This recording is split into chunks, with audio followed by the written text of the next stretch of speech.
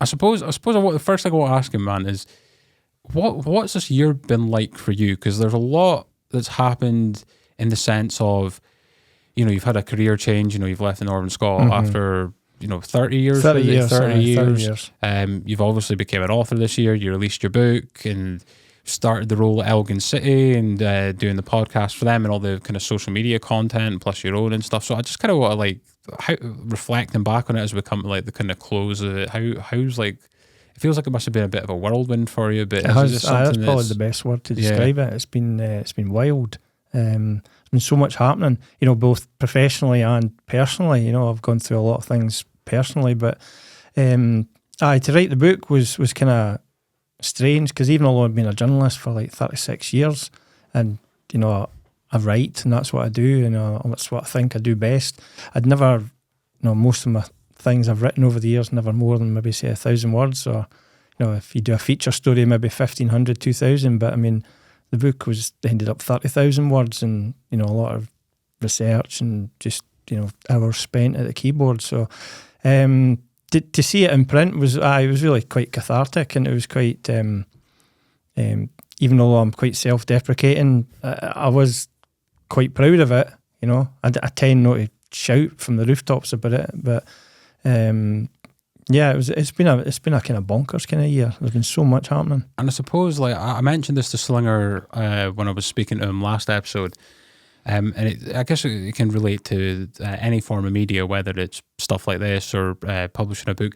There is an inner sense of self-consciousness of I'm not being vain here, am I? Because there is an intimidation of putting yourself out there, right? Because there's that kind of everyone's got that negative self-talk, who wants to hear from me on any topic? Do you know what I mean? But I think these types of things, like independent publishing and stuff like that, is more refreshing, right? Because it's something more people can relate to a lot of the time. Whereas I read books from people that have done notable stuff, and there's all these big companies behind it, and they talk about the kind of experience. And even though that's a good read and all that kind of stuff, it's not something that a lot of people can kind of relate to or kind of gravitate to as something that they've experienced themselves, And I mean, excuse me, it took me so far out of my comfort zone, which might sound strange because I say having been a journalist for 36 years and speaking to people and writing stories and that, but to actually do a book was just, that was kind of mind-blowing for me.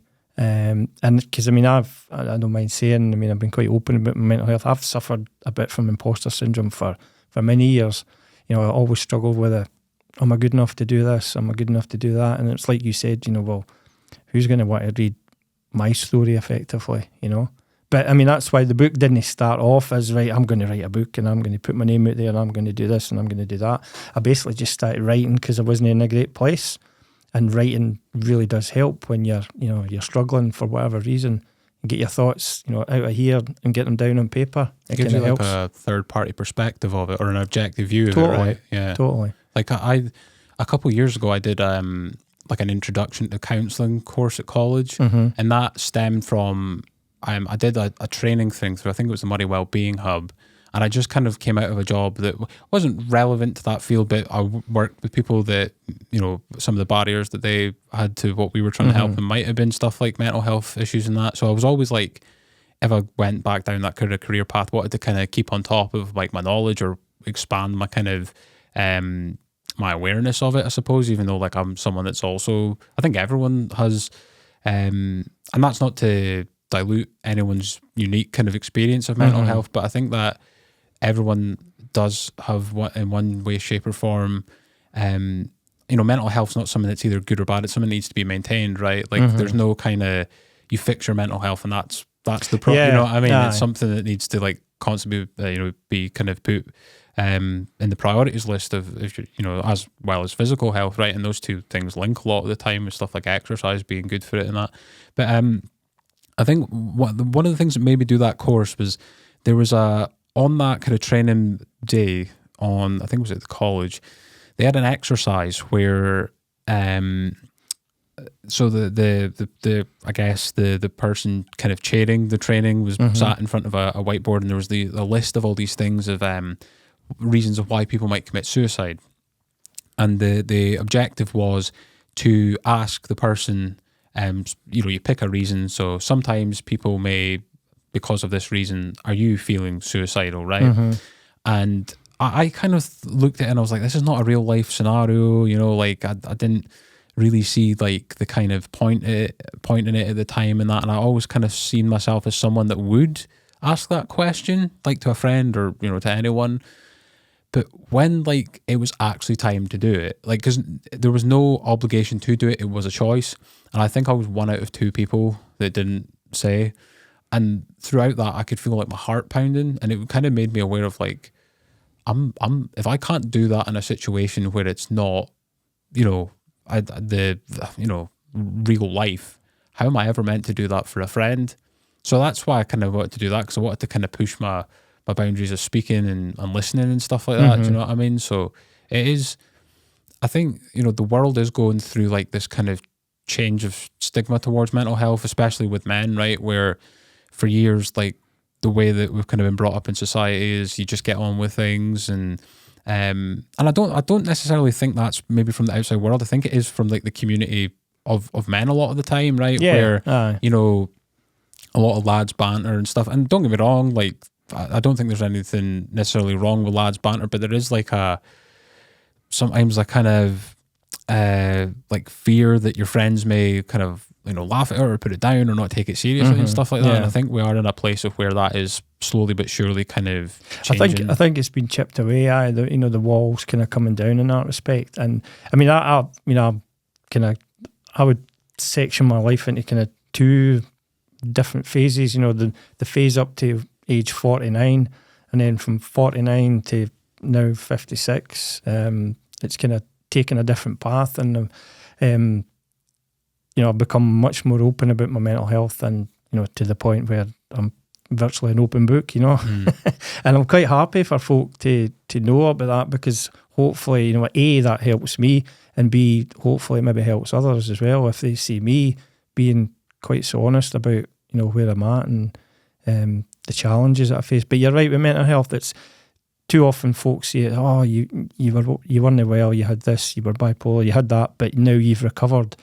But it's all about just managing what you've got and dealing with situations as they arise, So, and I've kind of realised that now, because I mean, for years I was looking for like a silver bullet in terms of my mental health. I thought, right, if I take this tablet, and I mean, I was previously dead against tablets and all that, but now I do seek chemical help at times, and but I was looking for that silver bullet to kind of like make me well again, and I realised the answer was already there within. It's just about focusing on it and bringing it out, by talking and various other things. Definitely.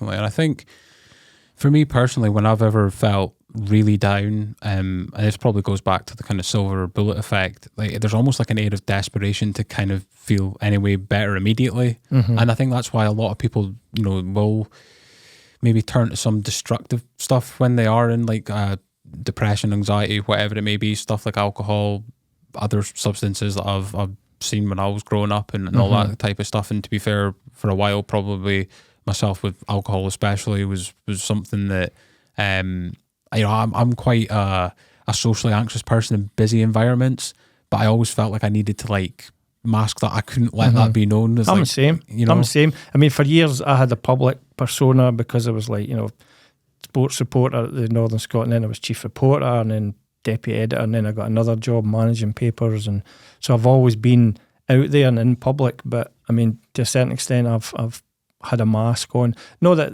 the outgoing Chris, that is me as well, But I've kind of hidden the inner frightened, kind of anxious Chris. Yeah. Anxiety is the big thing for me, Yeah. And then there is a part in the book specifically that I want to come to later, and it was something that really stood out to me at the time reading it. It just stood in my memory, and there's a lot of stuff in there, obviously, like your Queen of the South memories and the memory of the semi-final, and you mentioned your family in there a lot of the friends at the Northern Scot and other places that have been alongside you through the kind of mental health journey as well. But before we get into the book and that, I kind of wanted to, you were obviously on the football journals. That's kind of the first time that we kind of met properly. And Lee did kind of ask you how you ended up from Dumfries to here. That was to do with taking the job at the Northern Scot, I believe. Yeah. So how did you kind of get into journalism? Was it always like sports that, was it always related to sports, sports journalism? Or no, was it wasn't. I mean, because I never at any stage in my career actually specialised in sport, even though I love sport. Yeah. And I probably should have gone down that route. But I always just liked people's stories. I love the tactile, process of reading a newspaper and just finding out about people. So, I liked English. I loved watching films, and I love, just talking about stuff. Even though I was quite painfully shy at times when I was younger. But so I liked reading. I was a kind of avid reader, and mainly newspapers, and I never really got into books until later on. But I just went from school to college, and I just purely did journalism at college in Edinburgh for 2 years, which was great. Brilliant social life, and did a wee bit of studying on the side. Indulged in plenty of alcohol over those years. I never indulged in any like illicit. And you were talking about folk coping with like drugs and that. Mm-hmm. And I never saw any drugs or got offered any drugs when I was at college, and that was in the 80s, because I'm that vintage variety that I went to college in the mid 80s, and maybe I just wasn't in the right parties, but I never got offered any. I feel I missed out a wee bit. Well, I mean that was the thing. Like, leaving that kind of school age for me was definitely like, it opened my eyes a bit. Like, I think I asked like a family member that was maybe 10, 15 years older than me. I was like, have things always been like this, or am I just noticing it more? Or have things changed, or have they always been like this and I'm just noticing it more now? And he said it was the latter. But I don't know, because even like nowadays when I speak to younger relatives that are maybe 7, 8 years younger than me, like they seem to think that things are even more, that way than what they were in my time. Mm-hmm. So I'm kind of never too sure with it. I never really engaged with that side, mainly because I'm quite I feel like I'm a rule follower. Like alcohol is like socially acceptable to partake in if you are over the age of 18, of course. Yeah.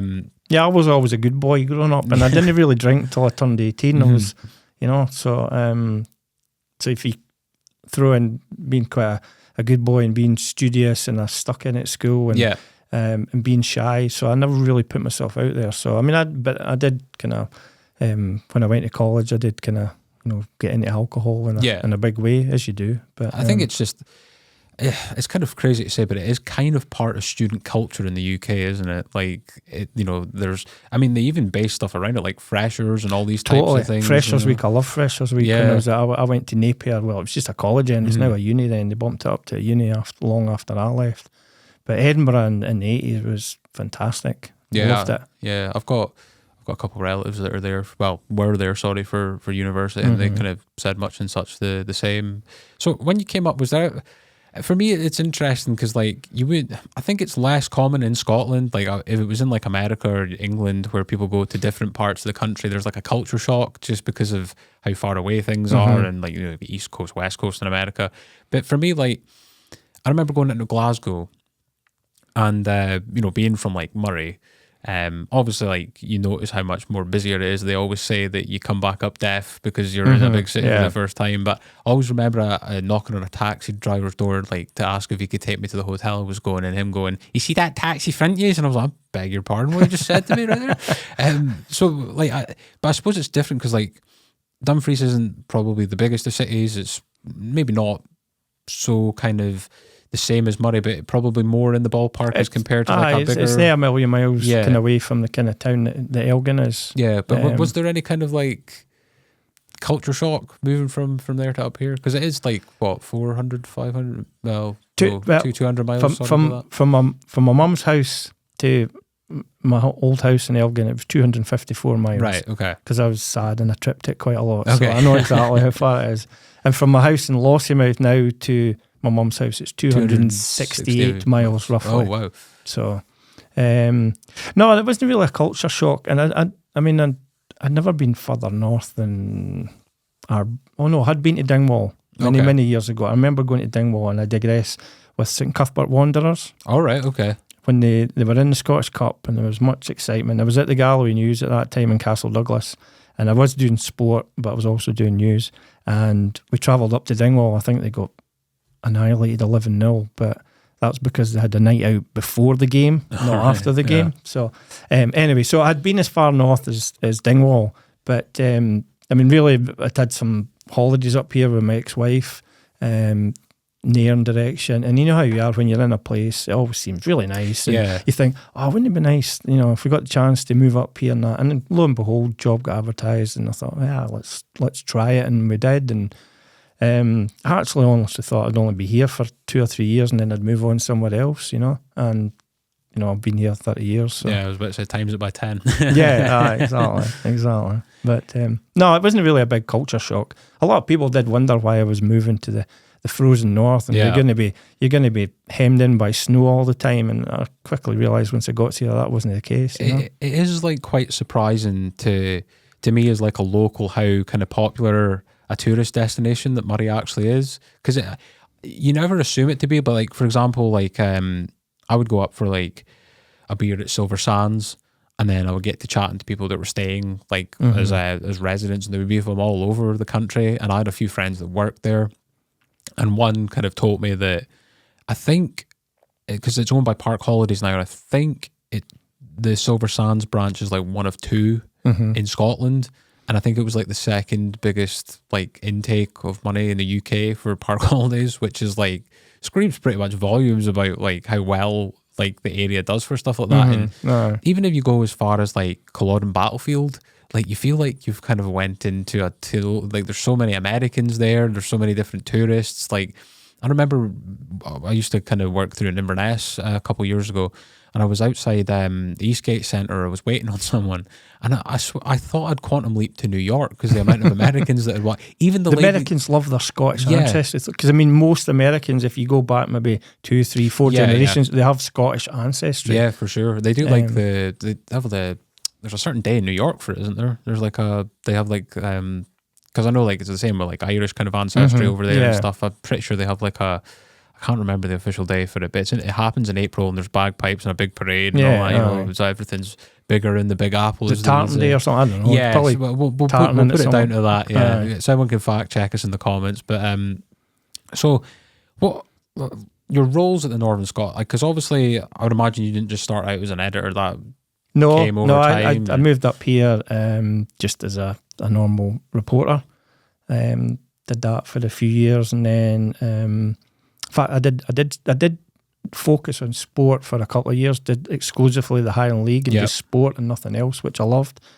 And then, frustratingly, because I actually did my job quite well, I got promoted. And all through my career, I've never actually, asked for a promotion or sought promotion, but I've always got them just because I'm conscientious and I kind of, I do the job well. So then I became chief reporter for a while, and then later on I became deputy editor of the Northern Scot, and then I briefly left the Northern Scot, although I was still with the same company. Yeah. But when they bought some of the smaller papers down in Buckie and Huntly and Keith. So this would kind of be like the Highland News Media that's kind of merged into now. Yeah. So the previous company was Scottish Provincial Press, which went into administration a few years ago, and it then morphed into Highland News and Media. So they'd bought the smaller papers, and they put me in charge of the 4 newspapers, which were in Buckie, Banff, Huntly and Keith. So I had 4 offices to manage, and the papers and the staff. It wasn't a lot of staff, maybe 12 to 15 staff, but it was good. I loved that because I got to travel about the country and meet people and do things. And at that time, this is of all the things I've done in my career, this is one of the proudest, that at that time in our Buckie office, we had an embedded Santa's Grotto. All right. I think I've maybe mentioned it before. I don't know if I mentioned it to you, but when I first moved to Buckie, I like to get involved with the community and that I'm working in. So I started attending meetings of the Buckie Christmas Cracker. All right, okay. Which is a great community event. And when one meeting, they mentioned that they were having an issue about a location for the Santa's Grotto this one year. And I said, well, if you fancy it, we've got a massive office. We've got tons of space. Come and have a look. And if you want, build a grotto.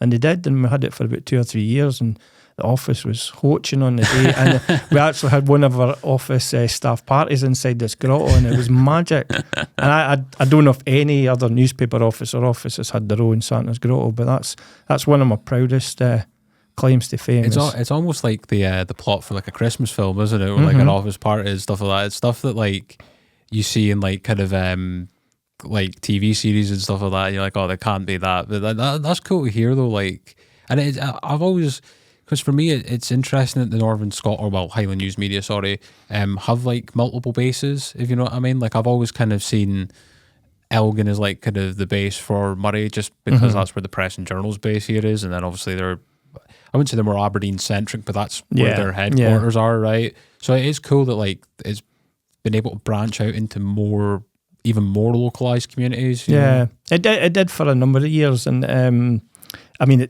just the way the industry is, it's kind of shrunk again a wee bit, because all those offices, unfortunately, they got closed in 2017, and that's when I came back to Elgin to sort of jointly manage the Northern Scot and 5 other print titles, and the digital stuff that they do now, with newsletters and websites and all that.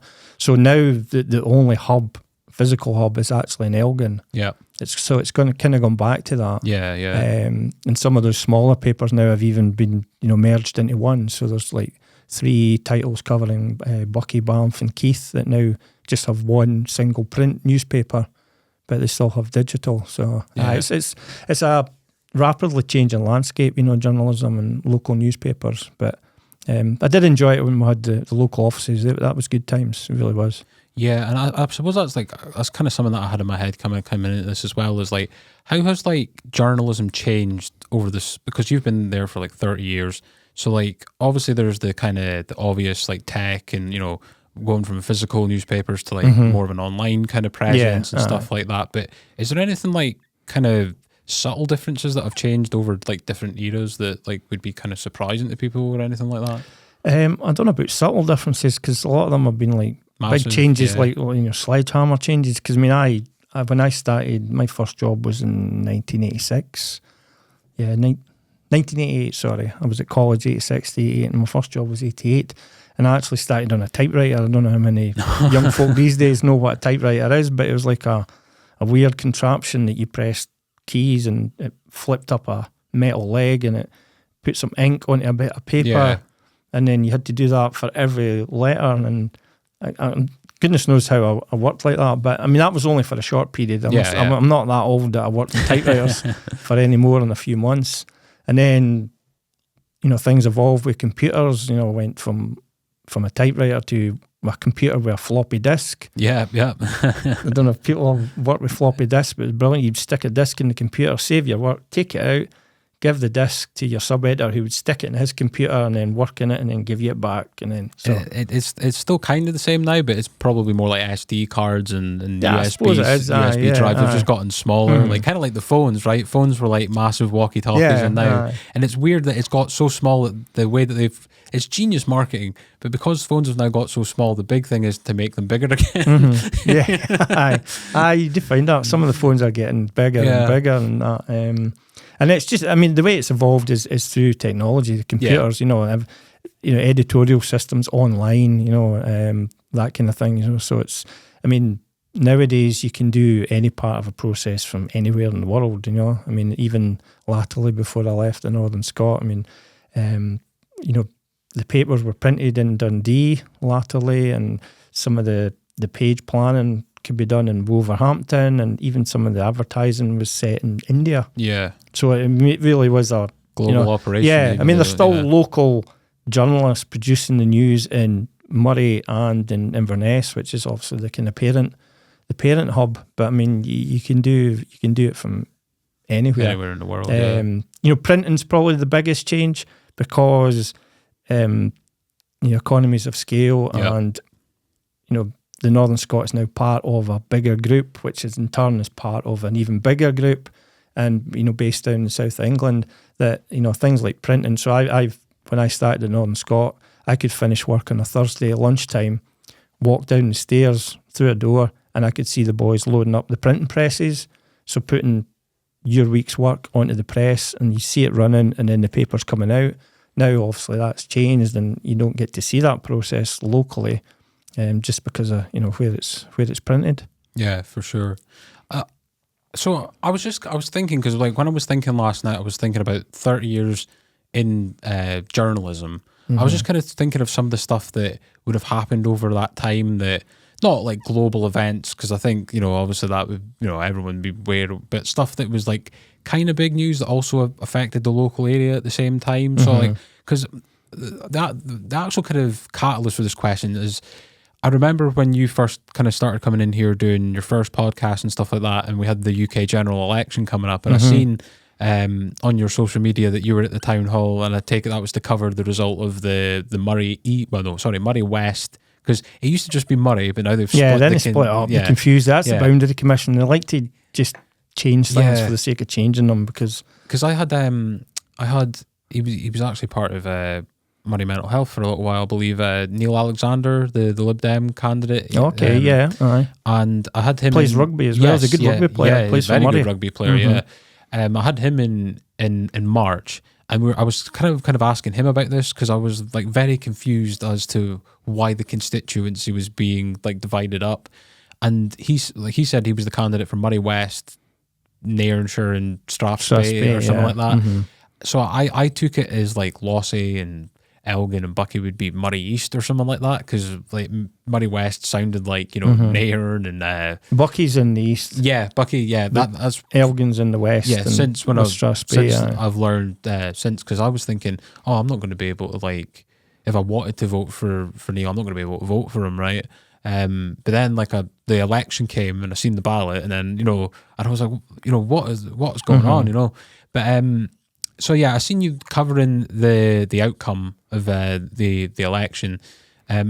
First of all, what is a night like that night? Are you literally at the town hall until like 5-6 in the morning when the result? Yeah. Like, how? I mean, to be honest, for most of the night, it's boring as heck.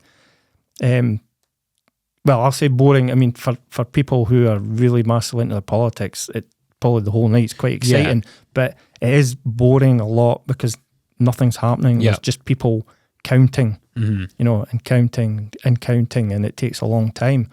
So you're just waiting for things, and then exit polls start coming in, and political activists start getting excited, and they start counting numbers, and they start predicting this, and meanwhile you're still waiting there for the result, and it's still quite boring. But that's the one thing I don't really miss about working in the local journalism, is the politics side of it, because I'm not a great political animal. But the nights at the town hall, I mean, we've had some good ones over the years where we'd go with 5-6 reporters, just make a night of it, almost like a social outing. We used to have an editor, Pauline Taylor, who was the first female editor in the history of Northern Scot. She would take like a picnic with her. So she would fancy pieces, sandwiches, flasks. It was just an excuse to kind of eat and drink tea. And I mean, they do usually the council lay on some shortbread and sandwiches and tea and coffees and that. So it's not a bad social evening, but I mean, I suppose there's a wee bit of politics involved as well. But there's not a lot happens until you get into the early hours of the morning, and then you've got the telly running, and so you can see what's happening nationally. And then Murray's usually quite late, 3 or 4 o'clock in the morning.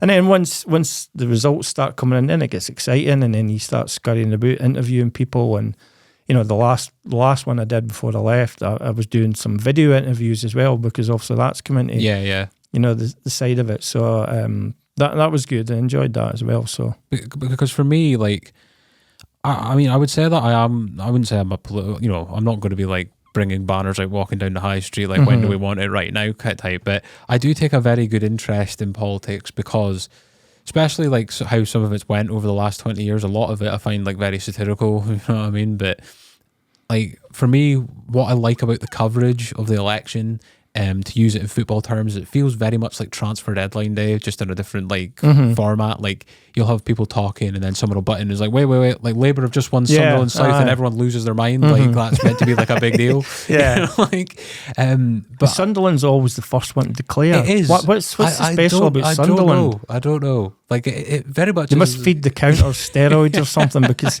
you're always saying, we expect Sunderland to be the first, and I'm thinking, surely, somebody else can count a bit quicker. I know. Why is like Murray like 6 a.m. all the time? Because I had a bit of time off during the summer, like a week, and it was my birthday around that time, and the election was maybe the day before, or the day before. So I wanted to stay up and watch the coverage because I find it quite fascinating. But I always feel like exit polls kind of ruin it, because they're I think exit polls should be banned. Yeah. Because you almost get to the point where you know what's going to happen before it happens. Yeah. And people are predicting it. And then when these exit polls, because they're getting more and more accurate, when they actually, prove to be correct, you think, well, that was a huge anticlimax, wasn't it? Yeah. And they're very rarely wrong. Like, if anything, I think the American ones were a lot more unpredictable, because like the most recent one, the exit poll kind of came out very favourable for Kamala Harris, and then obviously Big Elton Don decided to go against the polls again and then win and stuff like that. But like, see the count in the town hall. It's quite exciting because they've kind of verified the votes first, just to make sure how many are spoiled and whatnot, and then they count them. And then they have, depending on how many candidates there are, if there's 4 or 5, they'll have baskets sitting on the stage, and they all have the candidate's name in it. So then it's like, guess whose pile's bigger than the other. So you start playing. I mean, there's only usually, it's usually either Tory or SNP and Murray. Yeah. Although Labour did get quite a few this time. So you're looking at the pile and you're trying to judge whose pile is slightly creeping up a wee bit high. It's really scientific. It's not like a swingometer or that, but you're looking at the pile and you're saying, that pile's creeping up. And then, certainly the last one where it looked like Conservative was going to get it, and because their pile was slightly bigger, and then the SNP looked a bit gloomy, and then it all changed as well. Yeah. So. And like in 2019, I think it was decided by like 300 or 200 votes or something like that. Yeah. So some of the stuff that I've noted down here is, so the Scottish Parliament opening, would that have been something that like the Northern Scot would have potentially covered, just because of how just from a local perspective? Because I mean, when you're in local journalism, you have purely local stories which are just about your community and that, but then you have national stories which you can get a local angle to, by either speaking to local politicians, local councillors, just local people in the community, So, I mean, even if there's big national events like, for example, 9/11, we didn't have anybody directly involved in that. But it was just such a massive world. You would try and find an angle, so someone that, had flown in to America hours before it happened or whatever, that kind of thing. I do remember there was a big tsunami in 2004. I remember that it was in the Asia... that it was in Indonesia or something like that. I do remember it. That was it. It was really tragic, but I do recall, some local people caught up in it, in the sense that they were in the area and they had to maybe evacuate, but they obviously weren't. Fortunately, there wasn't anybody killed from Murray locally, but I mean, obviously it's tragic. So you will always try, and if there's a big national event, you always try and find some local connection to it. And I suppose, I mean, the world's a small place now. We travel and people can get about and people go places. So, I mean, there's always angles you can find in any stories. But, I mean, with Northern Scot, it's always got to come back to someone from Murray, Yeah, definitely. Well, the next one I have here was just kind of going back to like the whole kind of being at the elections and stuff like that, is the new Labour era. I would imagine that probably would have been a big deal in the 90s, obviously. It was. I remember it.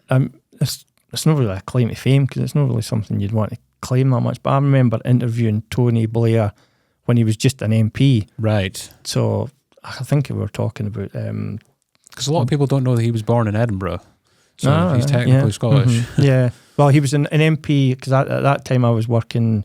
My first job, I worked for the Northumberland Gazette. Oh, right, okay. Yeah, because you spent a bit of time down in the northeast of England. I was there for a couple of years at the start of my career, and I went to watch Newcastle United and still played football at that time myself. But so I did interview Tony Blair. He was the MP for, I think it was Sedgefield, which was one of the northeast constituencies, which just crept into Northumberland.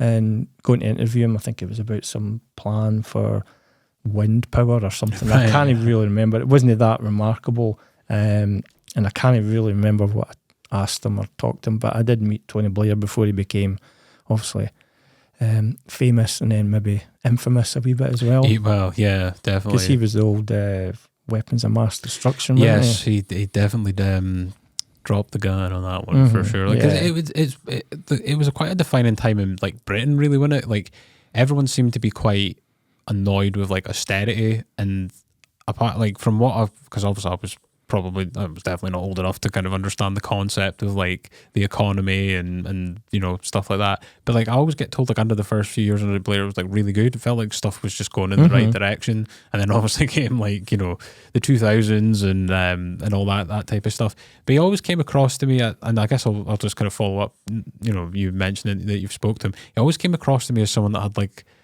he was a very good speaker. Like, he had like a certain kind of confidence and charisma when he spoke a lot of the time. Did you kind of get that feeling from him when you spoke to him, even though it was before? Even then, when you're just a normal MP, yeah. I mean, obviously, I think everybody who goes into politics, I mean, you've got to a certain extent have a bit of an ego, or in a lot of cases a massive ego. You know, I mean, I know a few politicians, and they are normal human beings as well. But I mean, you do need to have an ego to become a politician. For me, like and I don't mean this in like a cynical way or anything, but I've spoke to some to do with this, some to do with the documentary I did, and it very much is there feels like a switch, like from when speaking before starting something like this and speaking, and that obviously that's to do with like, you know, whatever they say might be government policy if they're in the government and stuff like that. So I understand. I'm not like saying they're two-faced or whatever, but I do find that like sometimes it's just like kind of it's weird to me. It's like personally I always felt like they were more excited to talk to me once the camera was on, you know what I mean? Like they felt like they needed to like put that across. They do like a platform, and they do like the spotlight a lot of the time. There are some good local ones as well, you know, and people who do a good job for the area, but you know, on the whole I think a lot of politicians are in it for the ego trip. Yeah, it's definitely like a planned career, isn't it? Like to an extent, like people kind of go into that through a system in a way, right? They go through school and they're with political parties and they're kind of, you know, it's interesting. But I guess the next one would probably be like indie ref. Indie ref. I was about to say indie ref too, like it happened. But that obviously that affected all of the country. Murray was one of the most kind of split constituencies, and probably still is to this day, considering how close the Conservative SNP votes tend to be in that. Absolutely. I mean, I personally, I think, you know, another indie referendum is probably further away now than it has been for a while. Yeah, definitely. I mean, I voted yes in the first one. I'm not sure I would vote yes the next time, having seen how Brexit unfolded. Yeah. Because I mean that was a really messy political divorce from the EU, and I think it would possibly be the same if we tried to, you know, totally detach from the UK kind of political system. But and it always kind of seems like you have voted yes in the first referendum, but to me, as someone that's, you know, definitely.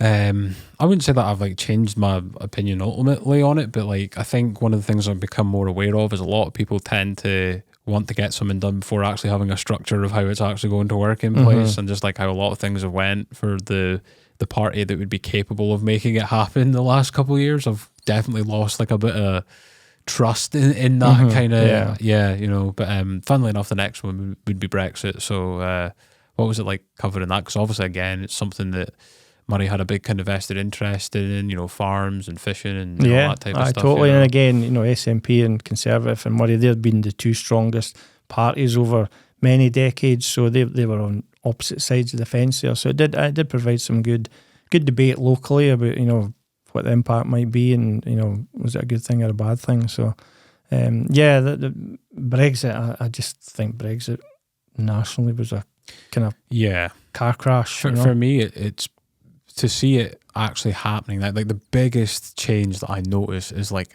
sometimes it's rare for me to go in a shop and see it. I know this sounds like a first world problem, but it's rare to see it fully stocked. And that's not a food shortage thing. That is like the difficulties of getting it transited to the UK now, with obviously it being out of the European Union.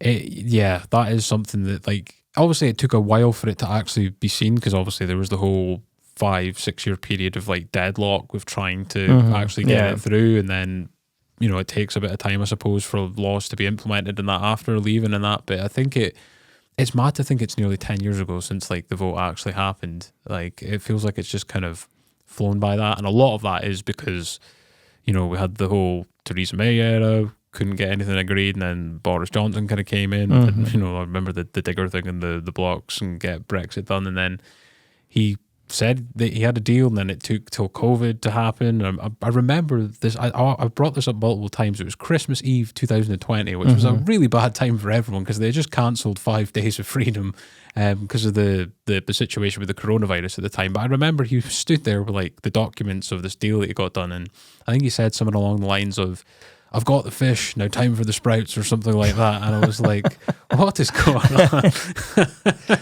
But it is crazy, because it's like one of the things, and you see like this stuff like where the NHS is at now at the moment, the amount of waiting lists, and obviously there's stuff like the pandemic and that's definitely contributed to that for sure. But it does feel like we are now starting to feel the massive strain of losing stuff like EU immigration, or maybe EU immigration leaving the country as a result of Brexit and things of that nature.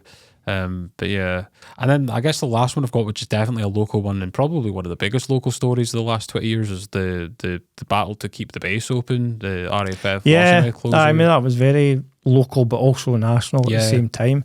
I mean, I know everybody wants the RAF here, and there's two sides of that coin. But I mean, at the time, from an economic point of view, it would have been a disaster if the base had been closed. And obviously Kinloss, it was virtually closed overnight, because they cancelled at that time the Nimrod programme, which the government the MOD had spent billions on, and then they just scrapped it, and Kinloss was gone.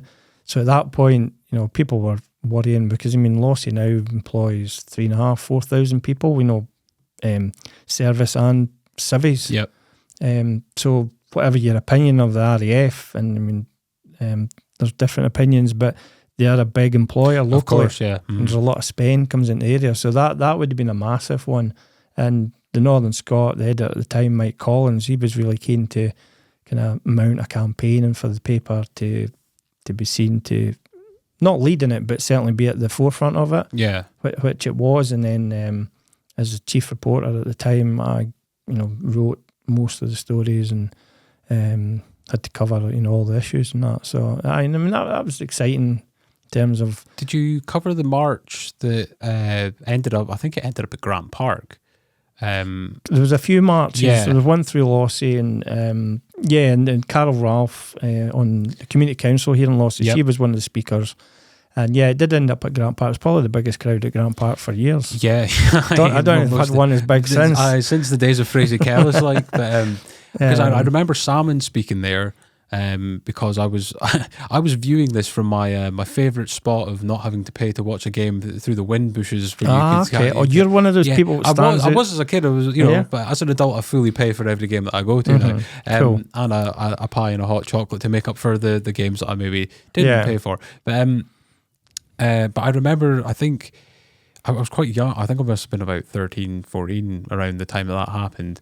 And I remember, I think the word on the street was that because Ewan McGregor's brother, who had been based at RAF Lossiemouth at one point in time, he was going to attend. So everyone at school was very excited about this, because Ewan McGregor, he was very big in like Star Wars and obviously like Trainspotting and that as well, but probably not what we'd known him for like school kids. He's a good actor and he's done some good films. Yes. I'm a big bugbear about Ewan McGregor, and this is really a really trivial point, is in all my 30 years at Northern Scot, I never got to fly in a tornado or a typhoon as it is.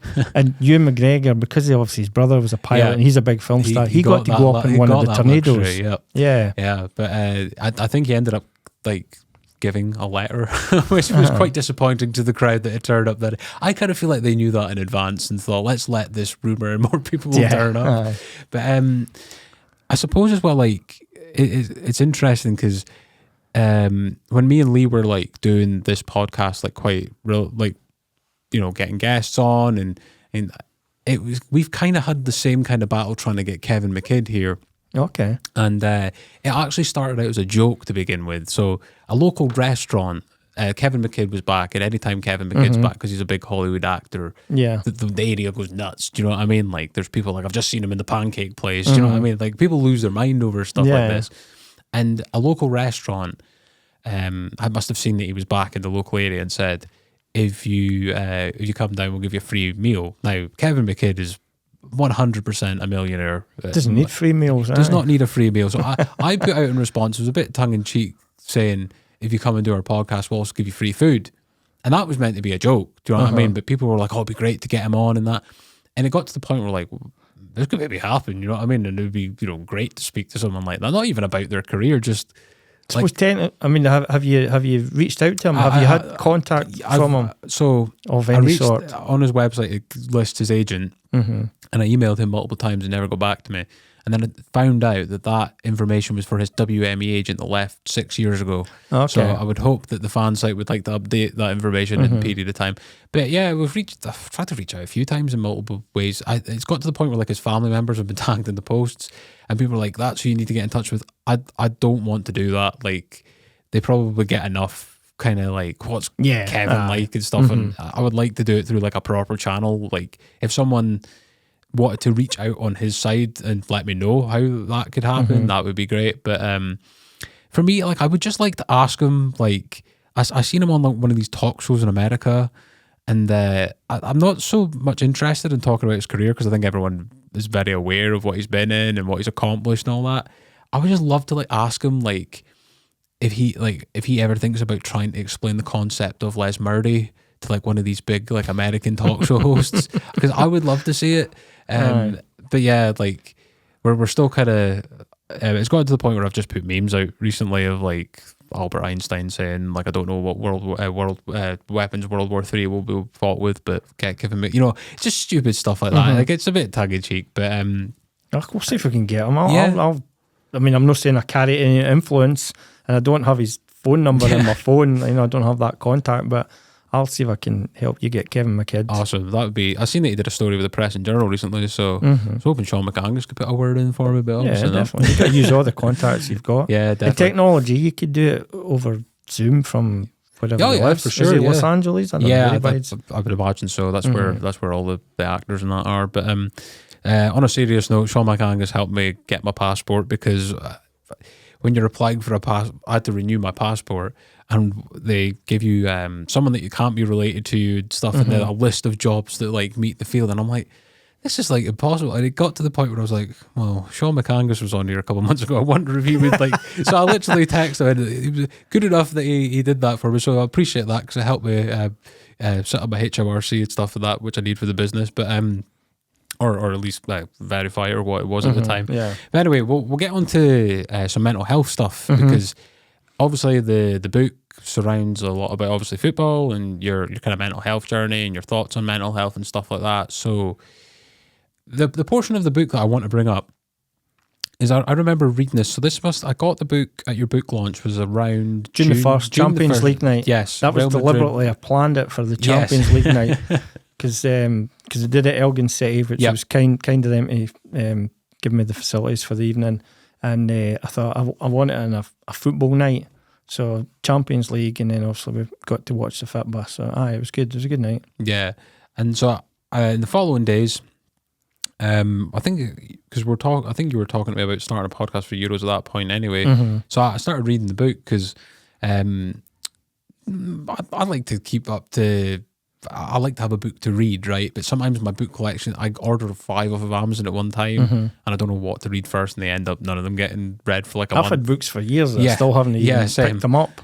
So I thought I'm going to read this, because I obviously had heard a little bit about your story when you came on and spoke to Lee and stuff like that, and I really enjoyed the entire read. But there's always certain moments that stick out in books. Like I've recently read Pelly Patterson's book off the back of again. It's becoming a habit, this, of where I read people's books after they've been in my studio. But one of the things that stood out to me is you talk about the experience of having a panic attack, and in specific, on one day you were suffering a panic attack whilst walking from Lossy to Elgin, and you were on the phone to a friend that was kind of helping you, kind of keep calm and yeah. How intense an experience is that? Because I'm someone that has also kind of went through panic attacks at different periods of my life, Right. and I've used a lot of like therapy and CBT and stuff like that to kind of realize that it's your body's fight or flight system kind of Totally. being a bit kind of, haywire to, something that's not real a lot of the time, right? I'd never experienced panic attacks probably until I turned 49, 50. And I have no recollection of having them in the past. I mean, I think looking back now, I had, like depression and anxiety and, the way I was coping with things, but I always managed to keep things in. But I think panic attacks, they're just, it's hard to describe. And I think in the book, I didn't even attempt to describe them because it's hard. But it's almost like, you're in such a state of overwhelm in your mind about what's going on, whether it's in your life. I mean, any time when I've had my worst panic attacks, I've had, either work stress or relationship, problems, maybe even financial problems mixed in, and then just general, and then even little things can seem overwhelming. So, I mean, the times I've had panic attacks, you literally feel, I mean, I know it sounds an exaggeration, but you literally feel like you're going to die. Yeah. You just think, oh my God, it's just, and that particular one, I'd gone out for a walk that morning because I had no sleep. And the one thing that goes when you're anxious or that quite often is your sleep patterns. Which adds to... Yeah. Sleep deprivation is just a nightmare, So that particular one, I literally hadn't slept the night before because everything was going through my mind. I was stressing about this, that, and the next thing. And, and I went for a walk. It was a lovely day. And then I just actually got to the point I stopped. I couldn't put one foot in front of the other. And I just stood there and I looked about and I thought, what am I doing, And just floods of tears. I was at a thing recently where an ex-footballer was talking about since he packed in playing, he had no routine, and then he just found himself bursting into tears randomly, on days where he just couldn't figure things out. So I just burst into tears, managed to walk back home thinking, what's going on here? I need to contact someone. And at that time, the mind's a great thing. I mean, since I've had my struggles, I've actually become more creative than ever. But it also, when you're not in great form, you can just get to the point where you can't even do the basic, simple functions of, life.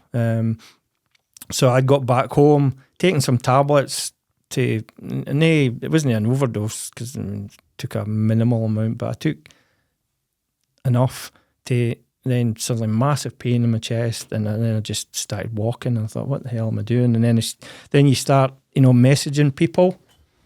Can't remember what I said, but obviously it was worrying kind of stuff that people started phoning me, but I didn't know what to pick up the phone because I didn't know what to say to people. But so all the while, and I describe it quite, I'll always use humour to try and deal with a situation or to reflect on it. So in the book, I talk about like when I had my panic attacks, and touch wood, I haven't had a full-on panic attack for quite a while. I would hyperventilate, and so this particular day I was hyperventilating. I was greeting like a baby, and I had a pain in my chest. So I thought I was having a heart attack. Definitely knew I was having a mental breakdown, but I still was aware of where I was. So I was started walking along the cycle path. It was a lovely day, and I thought, I don't know where I was going, and no thoughts in my head. I wasn't thinking about throwing myself on the spinal canal or that, but wasn't in a great place. So I just kept walking and walking and walking, but eventually just happened to get a random message from a friend, and when she got a bit concerned about the reply I sent back, and then she phoned me and obviously still had enough wit to pick up the phone, and then just kept talking. And that's actually, for me, when I've had panic attacks or things like that, just plain and simple, people talking to you and, a different voice, so not the voice in your head. Yeah. And that makes me sound crazy, and it's not crazy. Everybody has thoughts every day. And you have you see either little images in your mind pop up or you actually don't hear a voice as such, but you hear yourself saying things. So sometimes just to have an outside voice, an actual real voice telling you stuff, it actually eases your mind, at times when you're not thinking straight. So that was probably one of the scariest panic attacks. At that stage, I had no idea what I was going to do, or where I was going, or what was going on. But I just kept walking. Ended up walking, all the way from Lossy to Elgin. Yeah, and I think, for me, like, it's very similar to what you just described there. But for me, it was always about, I thought I was going to faint. And I think the thing that always alarmed me is I didn't feel like I had any control over it. No. It would just kind of come on, and I couldn't understand why it was happening. I couldn't, like you said, it could be a culmination of things, right? But it was never, for me, it was like, why am I feeling like this? There must be one sole reason. And sometimes, like, even when people ask you, it's like, why are you anxious, or why? Sometimes it doesn't have to be for a specific reason. It can be a build-up of things that might even be subconscious a lot of the time, that you might not even take into play, right? And I remember the first time that I got shown a chart of, because the therapist I was working with was trying to show me that what would need to happen for me to actually faint, with my blood pressure to go down. When you're in a state of anxiety, it goes up, so it's impossible. And that was and they would always encourage me to get up and walk about, to just to prove to myself that logically, like, nothing bad was going to happen, because that's what panic attacks are. That it feels like a sense of impending danger that's not there, isn't it? And I understand, for people who have taken their own lives, whether they were having a panic attack or whether it was just sheer desperation or overwhelm. When you're in that state of mind, you can unfortunately make decisions and choices which, there is no going back from, and so that's where the danger lies in a panic attack, or just no coping with your mental health. That's where the danger lies. People say, well, it's just in your head. Why can't you just, sometimes, it's if your brain's wired a certain way, or you react to things a certain way, it really isn't easy to get out of your head in that sense. Yeah. And I think not having that, because confiding in someone, or expressing how you're feeling to someone, whether it be a friend or even a stranger like a therapist, or there's great services now, like there's Mikey's Line, there's Breathing Space, Samaritans, and more being created as the years go on, I'm sure. But I think the thing about it is it's like a release, isn't it? Do you know what I mean? Like, because keeping everything in, that is the type of stuff that will ultimately end people's lives early, or explode someone's heart 10 years before their time's meant to come, or something like that. Do you know what I mean? So I think for me, like, the first time that I proper thought about, I'd had stuff like depression and anxiety and stuff like that through my school and stuff like that, but I think the first time, because a lot of it was starting to get brought up, I would say, but it's definitely not in the place where it is now, where it is a very, big talking point societally. But it was when someone that I went to school with took their own life, and I remember, I think it was either 18 or 19, but we were and I'd kind of left school around, a few years before, so I hadn't kept in touch with the person, but it was someone that I would have said was quite a good friend in school, someone that I sat next to in class and stuff like that. And it probably just goes to show, like, how young I was in my life at this stage, as well as that it was the first time I'd actually lost someone that was physically had, like, been in my life. Do you know what I mean? Like, someone that I knew was gone. Like, a lot of the kind of stories like that I would hear through the TV, or so it would happen to someone else. And I wasn't trying to make it about me, but it was just a big shock. Like, because I remember one of my friends just came in to my house and was like, "Did you hear about, I was like, "No, I know." It's almost like a feeling of, like, numbness hits you to begin with, because it was like I literally could not believe that this person had done that. It's someone that was constantly doing things for charity, and I remember going to the funeral, and they showed all the work that he did outside of school. He was a very very jokey guy. Like I remember in school, he never meant to intentionally be joking, but he was a funny guy from, you know. And I just remember being like no one had any idea. No. And that was like one of the biggest like shocks to me. Do you know what I mean? Because I remember when I did my documentary, one of the big things that Karen Adam, the MSP, said to me is like, she was talking about a lot of the time we talk about people that we notice are struggling, but sometimes we don't even talk about people that we don't know. How many people are masking through stuff like this? How many people don't, you know? And it does make you think a lot of the time, doesn't it? You know what I mean? Yeah, I've masked for years because, I mean, family and other people, you know, in the last few years, you know, since I've, I'll say come out, but that sounds terrible. You know what I mean? It's not about coming out of the closet and having to divulge that you have mental health challenges, but since I've been more open and honest, you know, people have been surprised because, I mean, at school when I was younger, I was quite quiet and I classed myself as quite a timid kid, you know, quite sensitive as well, which I still am, you know, to a greater extent. But then as I've worked in journalism, I've got more confident and I've talked to people, but all the while still, you know, it's almost like a coping mechanism for my inner kind of anxieties.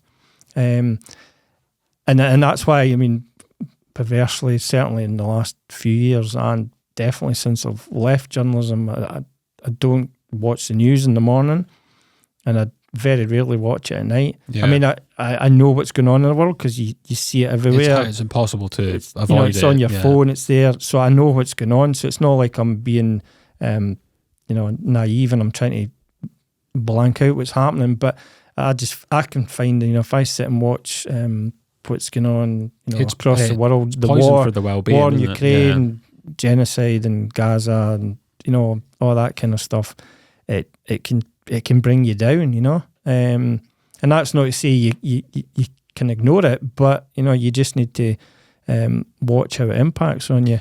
Yeah, for sure, and especially when we're living in an age of information overload, right? Like, it's not just the TV anymore. Like, your phone is a computer. You get notifications from the news and apps and all these different things.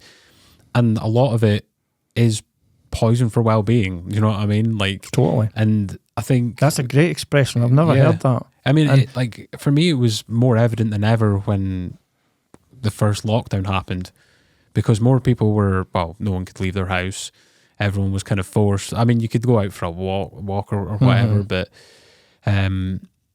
you know, there wasn't any kind of social activities to do. There wasn't any, you know, people were forced to either watch the TV, watch Netflix, and you know, every day it was on the news, like this amount of people. But you know something, perversely, I think I almost coped with lockdown better than what I ever thought I did, because I knew at that time that literally everybody else was in the same boat. Well, except for politicians, or most of the politicians, because they were having parties and shit like that. But, you know, mostly people were generally in the same boat, so you knew that everybody else was shut in their house or could only get out for 20 minutes. Still a sense of community, in a sense, it's sure. And then it's when the world opens up again and, you know, life's busy and, as you say, information overload. I think that's a real, you know, condition now because, you know, I mean, there's been scientific studies that prove, you know, your brain, the human brain wasn't designed to cope with all this technology. You know, they were like, in years gone by, hunter-gatherers, go out with a club, you know, bash a saber-toothed tiger over the head, and that was your dinner for the night. You know? 100%. And like, that's the thing. And like, I mean, I suppose I'm kind of being, not a hypocrite here, but I'm kind of contributing to it with what I do as my job. But like, social media is like a big thing for that, isn't it? And it is kind of now engineered to, how do we get people to stay on our app the longest, right? And that's, everything's geared towards marketing something in front of someone's face to then click to then purchase, you know. And because when everyone hears like stuff like data and all this, they instantly think, well, why would they be looking into me for that? And it's like 99% of the time, it's not that. It is because they want to know what you're likely to click on, what you're likely to purchase, and that is something that keeps people hooked. And I, you know, I do it myself. Like, I've doom scrolled before. That's why I make stuff for TikTok all the time for people. I will refuse to have the app myself because everyone raves about it that much. I've never got any TikTok. It's just, I think it would kill my attention span. I'm doing YouTube, and I've learned how to do shorts on YouTube. I'm so chuffed with myself that I can now do like shorts and like almost do them properly. Yeah, but like social media is, I think it's great. I remember someone got asked a question one time, it was like, do you think social media is the best or worst thing that's ever been invented? And they said depends.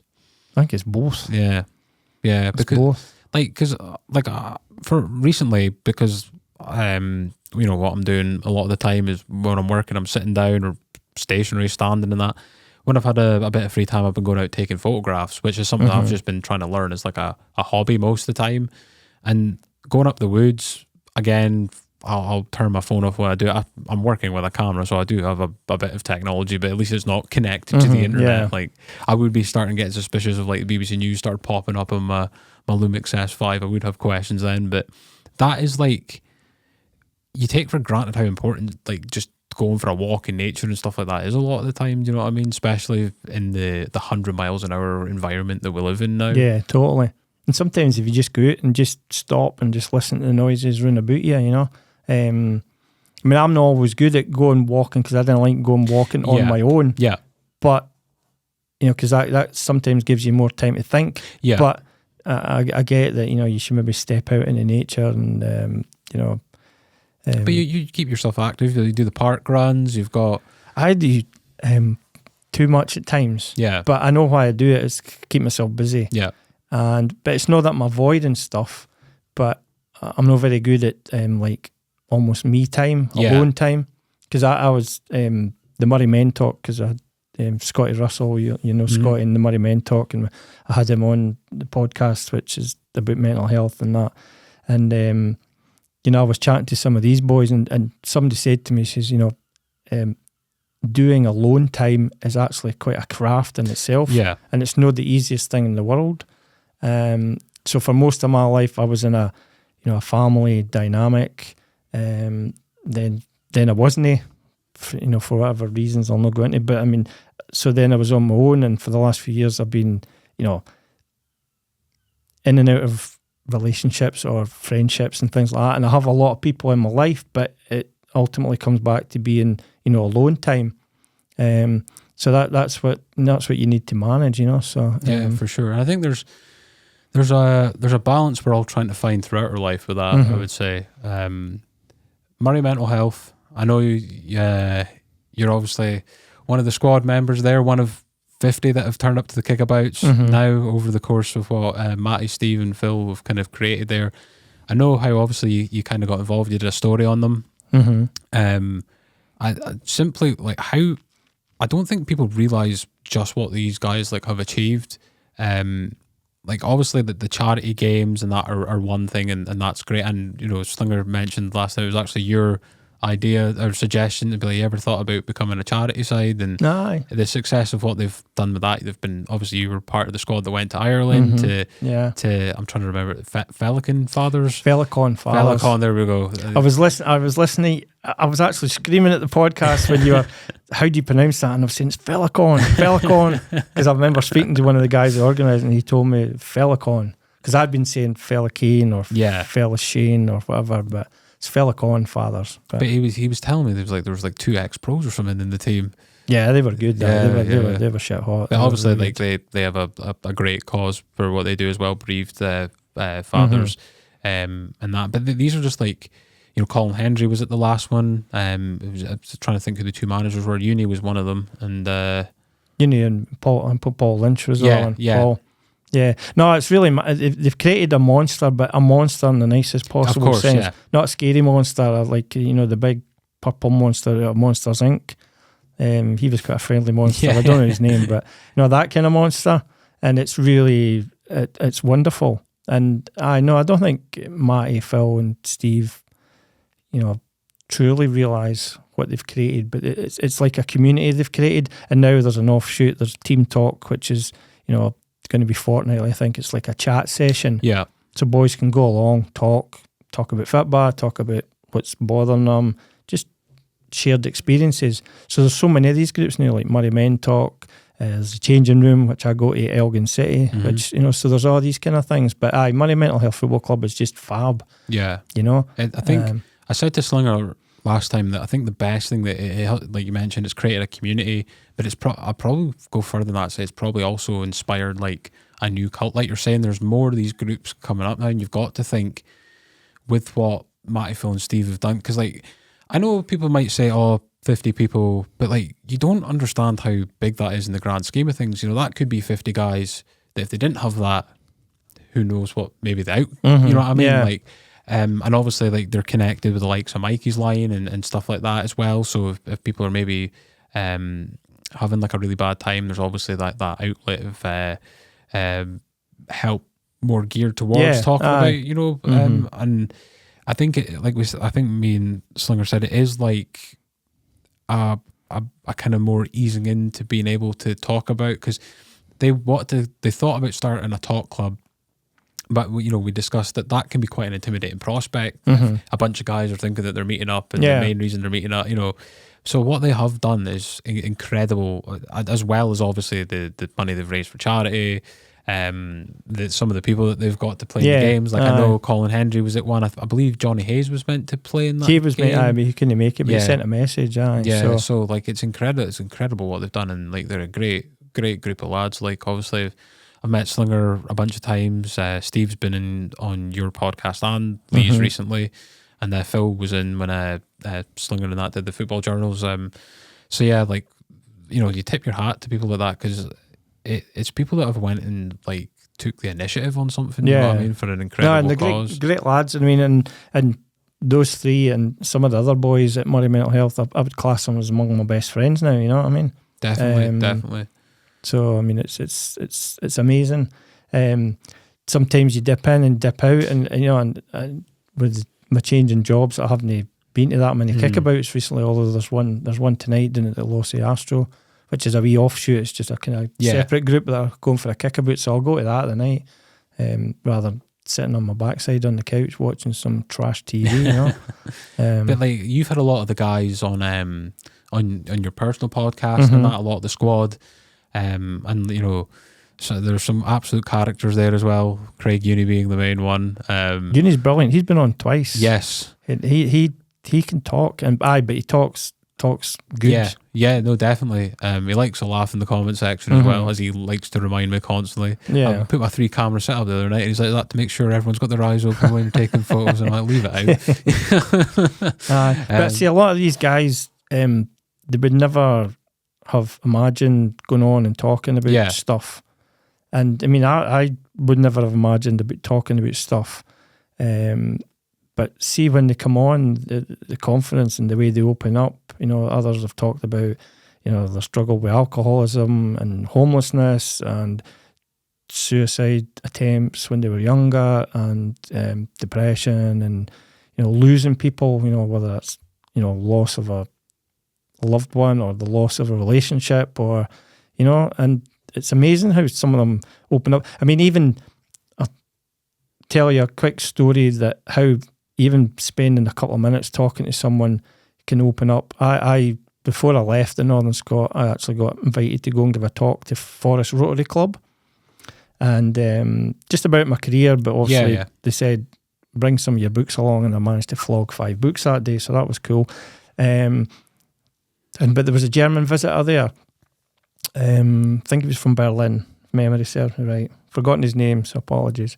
And he bought the book, and then before we left, he actually asked for a lift back to Elgin because his wife was off doing something, and he had come through in the bus. So I says, I'll give you a lift. So I've given him a lift back to Lossy, and he just started talking. He says, why did you write the book? Blah, blah, blah, and this and that.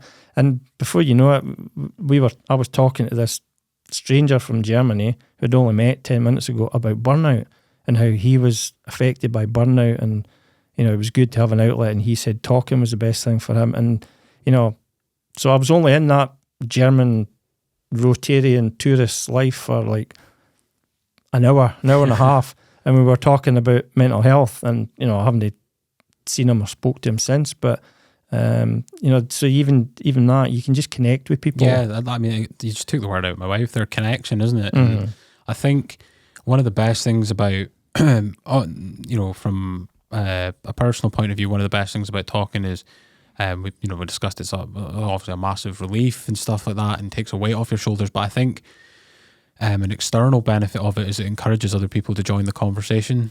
You know what I mean? Like, it's strength in numbers a lot of the time, that type of thing. Absolutely. You know, so incredible job that they're doing. We are kind of getting on in time, so we've been going for an hour 20 minutes already. The time flies by, like, when we just start talking. I know, it's even you're blethering, it's just brilliant. Yeah, you can just go on and on. But because you'll be aware of the new format that I've got at the end, where the previous guest has asked the next guest a question without knowing who they are, and they've left it a book, and I've not seen it, not read it, and we'll read it out, and then I will ask you to leave a question for the next guest that I end up having on here probably in the new year.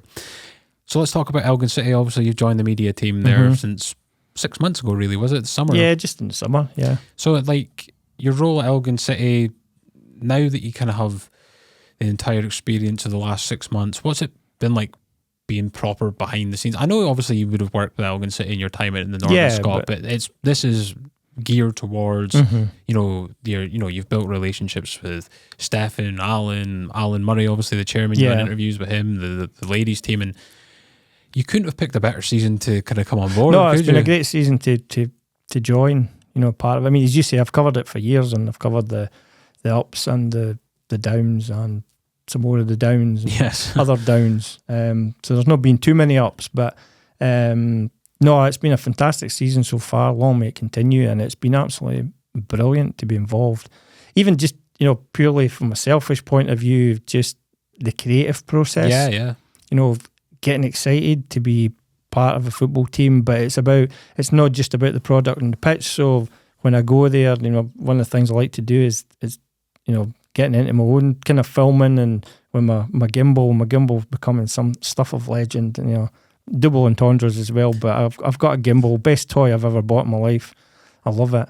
But I like to film stuff, just natural moments, and stuff behind the scenes that shows, like Susan in the boardroom serving teas and coffees, or Bert in the pie shop and his staff, or the wee ultras at the back banging their drums, and just fans in general, fans in the bar, hospitality.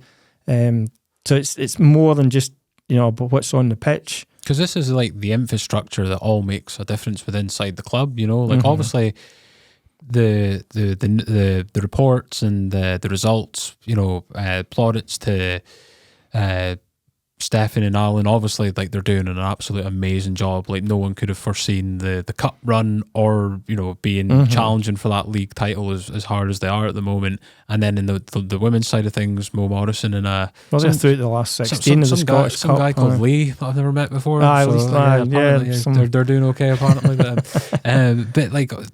these are the people that will get like the plaudits, but like you hear, like I've met Chris Foot a couple of times. You've had him on. Dominic's had him on. The amount of work that guy does for especially when he was the women's side, but obviously as a director, Kenny and all the directors, Alan, and like there's just a really good feeling around the club at the moment. There's a fantastic group of people there. That with all due respect to everyone that's had the reins and that, it's something that's hasn't been there for a couple of years. Do you know what I mean? Something's just connected this season, and I know, but it's always something you have to work at, and you have to keep working at. You can't, rest on your laurels and that. And ultimately at the moment, the club has achieved nothing yet. Yeah.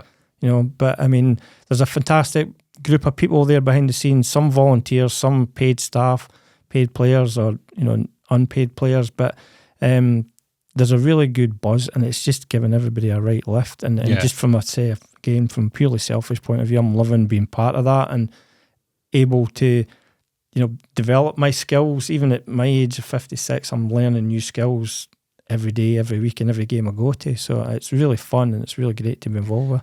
I've met Stefan before. He was in here back at the start of the year when he spoke to Lee and him and Goosey. Goosey followed the studio on Instagram, and I keep up to date with him. That guy is everywhere. I absolutely love that guy. Brilliant. I think he's absolutely hilarious. But I've met Stefan before. What's Alan Hale like? Because obviously, like, he's got an incredible CV, really, and the way that people speak about him and his attention to detail and the planning that goes into these games, and he's reaping the rewards of it and showing his skill in what he's doing. Alan's really focused. I mean, he obviously is a project manager in his other career in oil and gas, so that maybe kind of feeds into the way runs his football setup as well. But he's really intense. He's really focused. He's really meticulous in the way he prepares. I mean, they do video analysis, before training as well, him and Steph. But he's a really funny guy, and he's a family guy, and he's hardworking and he's passionate. He's got his own story when it comes to mental health that his to tell. I'm not going to go into here, but I've had good chats with Alan, really deep conversations about life and things like that. So he's just really focused, and he's a football man. I love the style of football that they're trying to implement. The pressing but the intensity, but they plan for each game by game, in terms of how they're going to set up. And it really is good. It's good to see him operate and how he works. Because from the outside looking in, and from the interviews I watched that you've done with him, and any other kind of comments that he's made, he seems, from the outside looking in, that he is kind of like that well-rounded full package as a manager. It doesn't seem like he's too, obviously he's very astute in tactics and planning, and I'm sure Stefan, with his experience and background, has a big influence on that as well. But it also seems like, and probably kind of building on from what you were just saying there, where he has his own story with mental health, I would imagine that would be gold dust in being able to relate to players and man management and stuff like that. I think totally. I mean, he the connection they have with the players. I mean, I've been at training nights. I go regularly, and I've been on away trips with them, and the connection they have with them is absolutely fantastic. They also have the manager and assistant manager relationship, which they have to. You have to have a certain level of distance, but the way the banter that flows in the kit room and the dressing room on training nights, on the bus, they really have created a really good team, ethos and philosophy there, and it's great to see, and it's quite inspiring at times. It really has been quite inspiring, and it makes me feel quite proud just to play a very small part in promoting what they're doing, because at the end of the day, if you can have the best product on the pitch and you can have the best infrastructure, but if you're not selling that story, then you're not doing it justice. So I know it's been absolutely fab. For sure.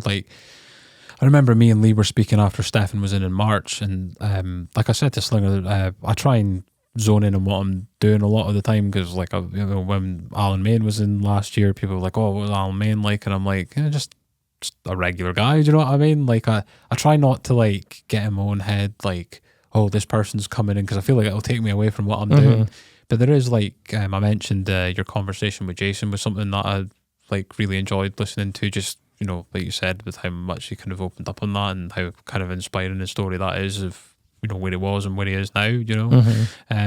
But it was the same with, I remember, so when a lot of people probably won't know this, but when that podcast ended, Lee was involved with Elgin Youth at the time, and he was speaking to Stefan at the end, because he said he'd been watching the training sessions and that, and Stefan was literally saying, "You've got my number if you need anything, any help." That's the type of attitude that needs to be at a football club. It's always been the most where everyone is treated the same. For you've seen it with Alex Ferguson at Man United, and you see where that's went since, that kind of influence of where everyone is an important role and everyone feels important, plays.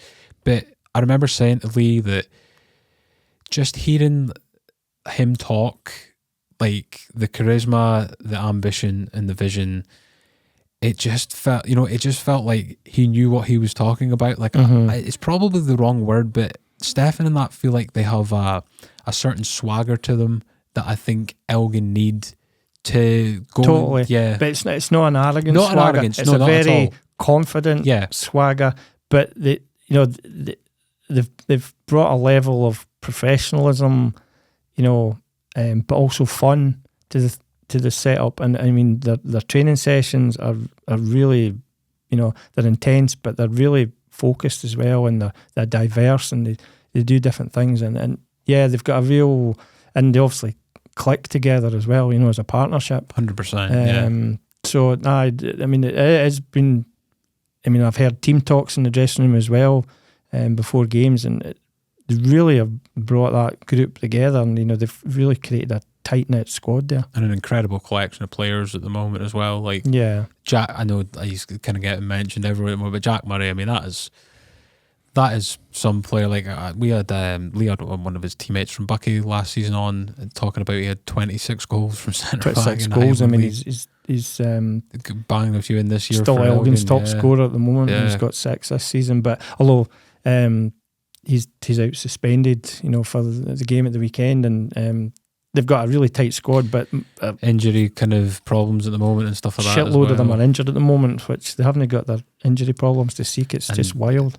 I mean, this is where the metal's going to be tested, right? Because we're at Christmas, the games come thick and fast. Obviously Stirling, Albion tomorrow, Clyde on the Tuesday. I'll be at the Clyde game as you will be, so I'm looking forward to getting down and watching a game. But I was close to being on the bench for Stirling game. It's that bad, the injury situation. I wouldn't get off the bench, but I could be a bench filler. I'll tell you what, that would be some YouTube short if you came on 95th minute, one that got the winner. I could just strap a GoPro to my head, but no, I wasn't obviously close to being selected, but it kind of felt like that. So my last question before we get on to Slinger's question, what's the best moment from that you've been part of for Elgin City so far? Like, is it the away trips? Is it a home game? Like, what's been your favourite moment from covering the side? It's been the connection with the fans. I've seen that connection grow. Yeah, and with the women as well. Yeah, because I've covered a lot of the women's games. I've been on road trips with the women, been to away games, and the way both sets of players, men and women, and the management are connecting with the fans is just something different that I've never seen quite at Elgin City before. And I know success and winning helps that. Yeah. But, there feels like a real momentum. Yeah, there is a real growing connection. So, I'd have to say the Kelty Hearts Cup match was fantastic. Yeah. And the women, when they beat St Anthony Ladies first major cup game at Borough Briggs, that was a great atmosphere as well. So those two games, the two cup games, St Anthony's for the girls and Kelty for the men at home. But I mean, there could be more highlights to come. Also the Dons, and who knows? Yeah, there's some massive games coming up before then in the league, and that just games that in this part of the world are a rarity, right? Just because of like obviously Elgin are looking to potentially get promoted this season and have those games more often, and that's just be overall great for the business, yet alone the football club, wouldn't it? But I think that game in January, even though it will be as cold as anything, the start of the new year, there'll be that place will be packed. There won't be an empty seat in that house. It'll be 4,500 sellout, and I'm sure Aberdeen will bring a support with them. Well, obviously there's a lot of local Aberdeen supporters as well that probably. I'm sure. See Uni wearing a half and half scarf, won't we? I was going to say. I don't know what camp his feet or foot will be in that one. I suppose we'll find out on the day. I'm sure. But, right. I've not seen this question from Slinger. Okay. And he doesn't know that it was you that was coming on next. Okay. So, God, here we go. What song would you choose to be played at your funeral? What song? Yep. Because I remember he wrote the question down, and he said, when you read it, it always. He said it always is a good sense of for him figuring people out or something like that. It was something along the lines of that. I've got a few songs that I play a lot, and mostly all kind of to try and motivate me or keep me upbeat or reflective. I think it would either come down to probably either choice of three. The one song that I like at the moment and I listen to a lot, and I have listened to a lot, is by Creed, and it's One Last Breath, which on the face of it, when you start listening to the lyrics, it's a song that's actually dealing with someone who's probably on the verge of suicide. But by the end of the song, it's kind of turned it around. So that would be a good one. Or I do like Nickelback one of the best things I've experienced in my life, and it was just earlier this year. In fact, 2 of them went to my first trips to the Hydro in Glasgow. Oh, right. I went to see Andrew Rio, the Dutch fiddle dude. Mm-hmm. Well, no fiddle, he's like classical. Yeah. With my mum in April, and then in May I went to see Nickelback with my kids, which was brilliant. So I do like Nickelback. I love Nickelback, and there's they've got a song, "If Today Was Your Last Day," where they talk about, could you say goodbye to yesterday? Could you forgive your enemies, or could you give your money away to charity or that? So I do like that song because it's quite profound. Yeah. So probably that one or Creed, and maybe a Big Country one thrown in for good measure. Leaving behind a positive message being the common theme there. Yeah, aye. Yeah, aye. I mean, obviously it'd be sad because Of course, I'd be dead. Yeah. But hopefully I've just died of natural causes and I've lived to a ripe old age. Yeah. But that would be fun. And I have already, I mean, I've not been morbid, but I have already written down some kind of written wishes for when I'm dead and that. And I didn't want folk to wear black. I want them to wear football colours. So, that's or awesome. just bright colours. Yeah. Even if you're not a football fan, go along with a bright orange dress or whatever. And I've said even folk can go along with Celtic and Rangers tops. That wouldn't bother me. You don't need security on the door. No. Actually, funny, when my dad died, the one thing we did for my dad, because he used to work at Palmerston and he got me involved with Queen's, was we put a shirt and a scarf and some other bits and bobs from Queen's signed by family and friends inside his coffin. Oh, that's amazing. Aye, so that was good. So I would like something like that. Yeah, Queen's top, obviously. Yeah. I want to be cremated wearing a Queen's top, so that'll be fine. Awesome, my friend. Well, that's been over an hour and a half. That was a good question, Slinger. That's quite I know deep. he's going to be raging that, because I did hour 20 with him. I went 15 minutes longer, but you have to edit it down a wee bit. Aye. Well, I dare say that I'll cut out some of the shite and drivel I was talking about earlier. But so thank you very much for doing this, Chris. Pleasure to speak to you as always, and happy to have you as a friend. Brilliant. No, Cheers, it's been mate. a pleasure too, Ryan. You're an inspiration as well, so keep up the good work. Before we go, obviously, I'm going to try and get one more out before the end of the year. It'll probably be me and Jamie just talking about Christmas and all that types of stuff. We'll get the Christmas jumpers out and maybe a beverage, we'll see. But if you could leave a 5-star review on Spotify, Apple, Amazon, all that jazz, and on YouTube, subscribe and all that jazz. And I'll see you when I see you next.